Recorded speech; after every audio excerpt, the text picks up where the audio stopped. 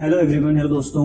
बहुत सारी बीमारियां जो कि अक्सर लोगों को होती है, उनमें से अगर देखा जाए तो एक बड़ा पोर्शन बीमारियों का ऐसा होता है जिनके ऊपर हमारा कोई कंट्रोल नहीं होता। जेनेटिक डिसीजेज हुई या फिर ऐसी बीमारियां हुई जिनको आप कंट्रोल नहीं कर सकते, जिनके कारणों पर, जिनके रूट कॉज को आप अवॉइड नहीं कर सकते, जो आपके कंट्रोल में नहीं होता।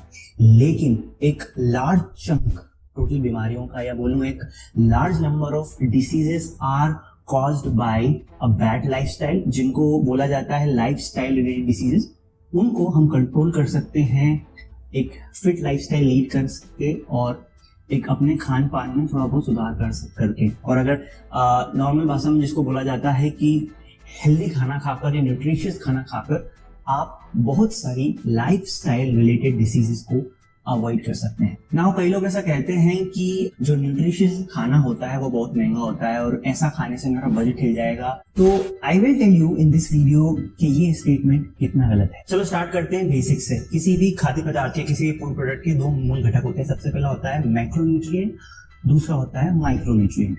मैक्रोन्यूट्रिएंट यानी कि प्रोटीन, फैट, कार्बोहाइड्रेट। माइक्रोन्यूट्रिएंट यानी कि आपका विटामिन एंड मिनरल्स। प्रॉब्लम ये होती है कि जब लोग बाग मार्केटिंग गिमिक्स का शिकार होकर महंगे फूड प्रोडक्ट्स खरीदने लग जाते हैं for same micronutrient and macronutrient. वो ये सोचते हैं कि अगर ये फूड प्रोडक्ट महंगा है, इसके अराउंड बहुत ज्यादा आर्टिकल्स लिखे जा रहे हैं, बहुत ज्यादा बात की जा रही है, तो ये वाला फूड प्रोडक्ट कंज्यूम करने से मेरी हेल्थ इंप्रूव हो जाएगी या फिर मुझे बहुत सारे माइक्रोन्यूट्रिएंट, विटामिन, मिनरल या फिर अच्छा मैक्रोन्यूट्रिएंट मुझे मिल जाएगा। जबकि सच्चाई ये है कि आप कम पैसों में भी, सस्ते में भी आप अच्छे अमाउंट में अच्छी क्वालिटी के मैक्रोन्यूट्रिएंट और माइक्रोन्यूट्रिएंट वाले प्रोडक्ट, फूड प्रोडक्ट्स खरीद सकते हो, कंज्यूम कर सकते हो और डाइट है उसको न्यूट्रिशियस और हेल्दी बना सकते हो। सबसे पहले बात करते हैं अपन प्रोटीन की, क्योंकि अक्सर ही बोला जाता है कि जब हम कोशिश करते हैं अपने डाइट में प्रोटीन बढ़ाने की तो डाइट थोड़ी महंगी हो जाती है।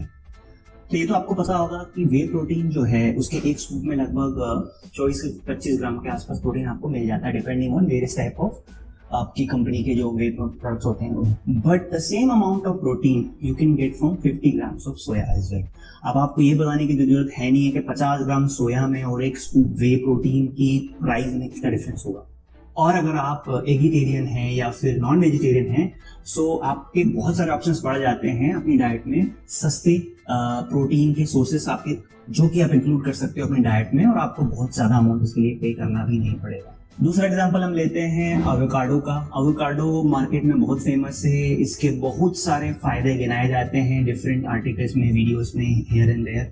बट अगर आप गौर से देखो उसकी माइक्रोन्यूट्रिएंट एंड मैक्रोन्यूट्रिएंट की प्रोफाइल को और कंपेयर करो उसको पोटैटो से, आलू से, उसको कंपेयर करो पीनट से, तो आपको बहुत ज्यादा फर्क नजर नहीं आएगा। लेकिन अगर कीमत में अगर कंपेयर किया जाए तो आपको पता है कि एवोकाडो कितना महंगा है, आलू और पीनट कितने सस्ते हैं। Obviously they are not exact replacement of each other. मैं ये नहीं बोल रहा हूँ कि आप वे प्रोटीन कंज्यूम मत करो, सोया कंज्यूम करो।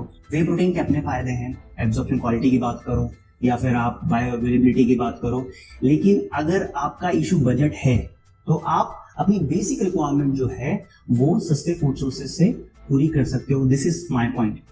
अगला अगर आप एग्जांपल लो organic food versus inorganic food, तो इसके अराउंड भी बहुत सारी बस क्रिएट की जा चुकी है कि organic food is healthier then आपका इनऑर्गेनिक फूड। लेकिन बहुत पुख्ता सबूत अवेलेबल नहीं है कि आप अगर अपने इनऑर्गेनिक फूड को ऑर्गेनिक फूड सोर्सेज से रिप्लेस करोगे तो आपकी डाइट बहुत हेल्दी हो जाएगी और आपको बहुत सारे बेनिफिट्स आना शुरू हो जाएंगे। इसी टॉपिक पर दो अच्छे कोर्स हैं जो मैं शेयर कर दूंगा अपने डिस्क्रिप्शन में। दो अच्छे कोचेस हैं, उन्होंने एक डिटेल्ड पोस्ट बनाई है कि किस तरीके से आपको बहुत ज्यादा परेशान होने की जरूरत नहीं है कि आप ऑर्गेनिक फूड कंज्यूम नहीं कर रहे हो।